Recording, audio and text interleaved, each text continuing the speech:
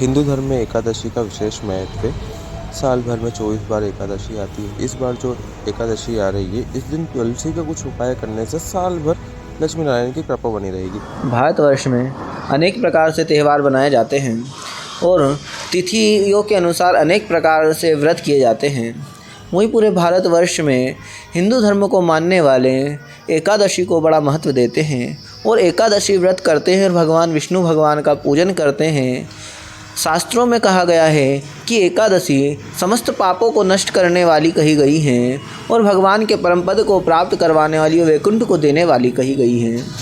इसलिए व्यक्ति अनेक प्रकार से एकादशी का व्रत करता है और एकादशी के दिन अनेक प्रकार के उपाय करता है और भगवान हरि विष्णु भगवान का पूजन करता है कि उन्हें मोक्ष की प्राप्ति होवे, उनके सारे पाप नष्ट हो जावे।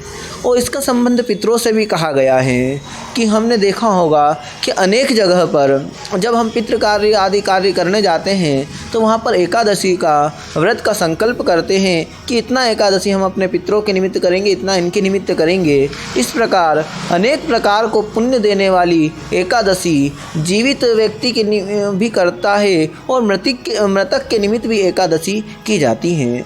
इसी प्रकार प्रत्येक एकादशी का अलग अलग महत्व कहा जाता है। 12 माह में 24 एकादशी आती हैं और इन एकादशियों का अलग अलग महत्व कहा जाता है। वहीं इस वर्ष फागुन माह में की जो कृष्ण पक्ष की एकादशी आ रही है, इसे विजया एकादशी कहते हैं।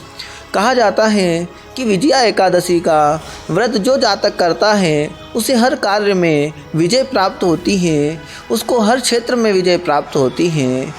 यदि कोई कार्य में उसे बारंबार असफलता हो रही हो तो विजया एकादशी के दिन कुछ प्रमुख उपाय करना चाहिए जिससे सौभाग्य की प्राप्ति होती है, धन धान्य की आदि प्राप्ति होती है।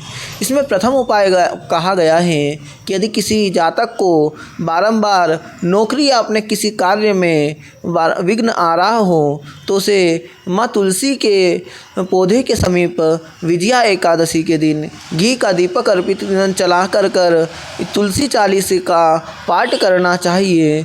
जो इस दिन यह तुलसी चालीसा का पाठ करता है उसके कार्य में आने वाली बाधाएं नष्ट होती हैं। वहीं जो स्त्री सौभाग्य को चाहती हो उसे तुलसी देवी को चुनरी अर्पित कर सौभाग्य की वस्तुएं अर्पित करना चाहिए और तुलसी से प्रार्थना करना चाहिए कि आप हमारा सौभाग्य अखंड करें और हमें सौभाग्य प्रदान करें। इस प्रकार ये तुलसी का पूजन करने से सौभाग्य की प्राप्ति होती है।